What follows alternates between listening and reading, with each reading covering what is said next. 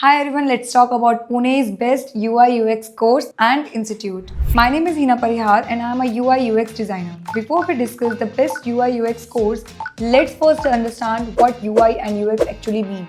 UI stands for user interface. It is all about how a website or app looks. The colors, fonts, buttons, layouts, the overall visual design.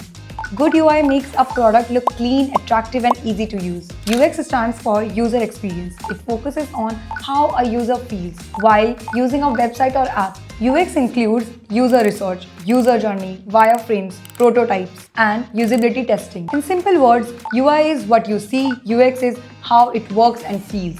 Today, the demand for UI UX designers is extremely high. Every website and every app needs to be interactive and engaging. Only good design can hold attention, build trust, and convert visitors into leads or customers. That's why UI UX design plays a direct role in business growth and conversion.